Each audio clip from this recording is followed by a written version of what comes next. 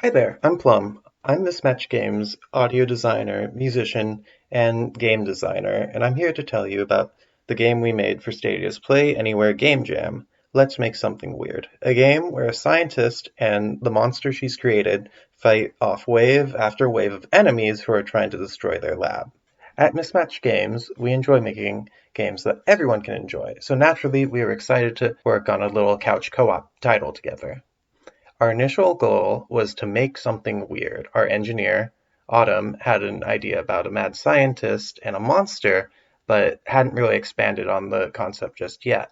We all like the concept, so we went with that as our foundation. Naturally, you can see how that led to our final product and also our title.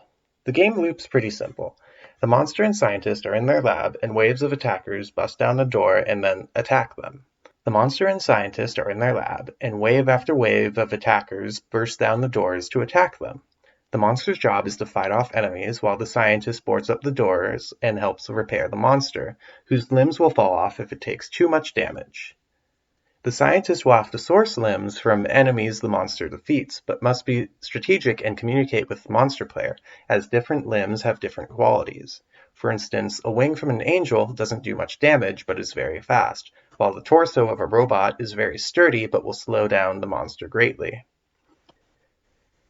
The mechanics suited our namesake perfectly, and also informed our aesthetic decisions.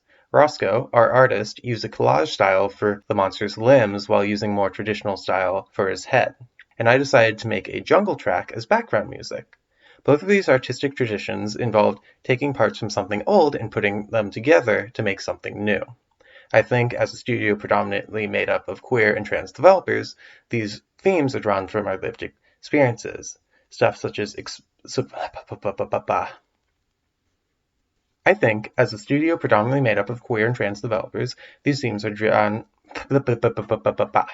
I think, as a studio predominantly made up of queer and trans developers, these themes are drawn from our lived experiences. Stuff like supporting each other, recreating your body to better suit your identity, and fighting off waves of polo-shirted attackers are all things universal to the experience of being a queer person in the world today.